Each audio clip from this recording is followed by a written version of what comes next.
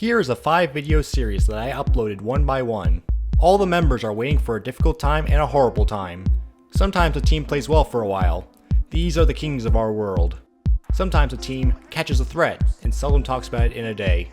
Each video I will take this opening statement and translate it back and forth, which will mess it up more and more each time.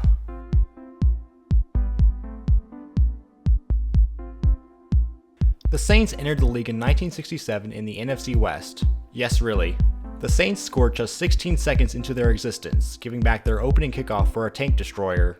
This would be the start of their golden age, which lasted until the end of the game when they lost 27-13.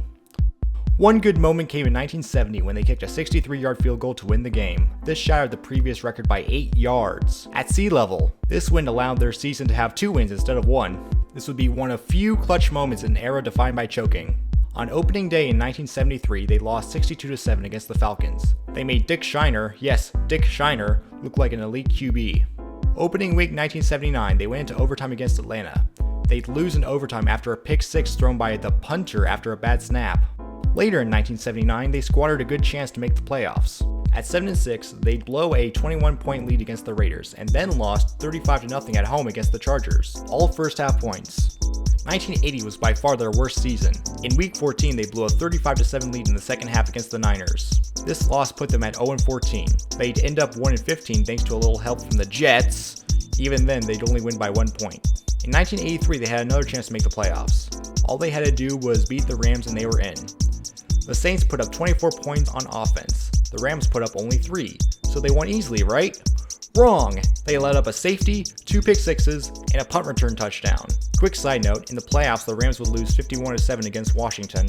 Only one more win in 1983 would have allowed them to make the playoffs. Let's go over some of their earlier losses. In week 2 they led the Rams 27-21 with 2 minutes left. They decided to take an intentional safety. The Rams drove for a touchdown. Week 12 they led the 4-7 Jets by 11 with 4 minutes to go, only to let up 2 touchdowns. They have one more chance to win with Hall of Fame kicker Morton Anderson.